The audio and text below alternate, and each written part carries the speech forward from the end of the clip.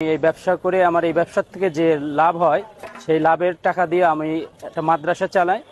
সেখানে অসহায় বাচ্চারা আছে, এতিম বাচ্চারা আছে, তাদের এই লাভের অংশ দিয়ে তাদেরকে আমি পড়াশুনো করাই। সেই জন্য সকলকে বলবো আপনারা আমাদের দোকানে আসবেন। ইনশাল্লাহ আমার এখানে স্বাস্থ্যসম্মতভাবে হ্যান্ড গ্লোভস পরে খাদ্য পরিবেশন করা হয়, খাবার পরিবেশন করা হয়। আসসালামু আলাইকুম। আজকে আমরা খুলনা জিয়া হলের মাঠে মায়ের দোয়া চটপটির দোকান থেকে অনেক ক্যাটাগরির ফুচকা চটপটি ট্রাই করছি এবং উনার এই দোকানের লাভের টাকা দিয়ে একটা পুরা এতিমখানা চলে।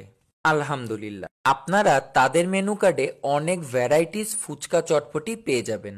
আমরা আজকে অর্ডার করছি স্পেশাল চটপটি 50 টাকা, ভেলপুরি 50 টাকা, চিকেন চটপটি 70 টাকা এবং দই ফুচকা নিয়ে নিছিলাম 60 টাকা। বাইরে বেরোলেই সবসময় রেগুলার ফুচকা চটপটি ট্রাই করা হয়, তাই আজকে একটু চেষ্টা করলাম ডিফারেন্ট কিছু নেওয়ার। ফার্স্টেই রেডি করে দিল আমাদের চিকেন চটপটি, যেটার ভিতরে আপনার প্রচণ্ড পরিমাণে ডিম আর চিকেনের পরিমাণ ছিল, সাথে ছিল চানাচুর বাদামও, আরও ছিল সালাদ আর অনেক রকমের মশলা। চটপটির পরিমাণটাও বেশি ছিল। চিকেন দিয়ে চটপটির টেস্টটা একটু অন্যরকম ছিল, কারণ ফার্স্ট টাইম আমি এরকম মাংস দিয়ে চটপটি ট্রাই করছি। ভিতরে যে চিকেনটা ইউজ করছিল ওইটা রান্নাটা অনেক বেশি মজা ছিল। এরপরে নিয়ে নিছিলাম আমরা ভেলপুরি, যেটার দাম ছিল 50 টাকায় 5 পিস দিছিল। আমি অনেক দিন পরে আমার মন মতন একটা ভেলপুরি ট্রাই করছি, আর সব থেকে স্পেশাল দিক হচ্ছিল আপনারা এখানে আনলিমিটেড 6 রকমের টক ইচ্ছা মতন খেতে পারবেন।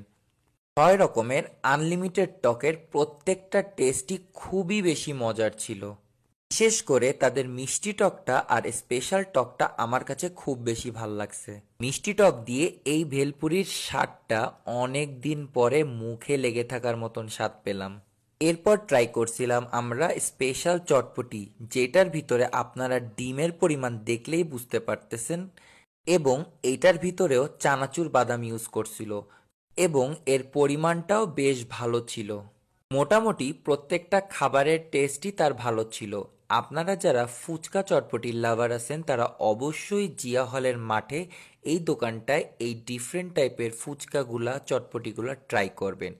খুলনা শিববাড়ি মোড় জিয়া হলের মাঠে মায়ের দোয়া চটপটির দোকান। পেজে ফলো দিয়ে পাশে থাকবেন। আল্লাহ হাফেজ।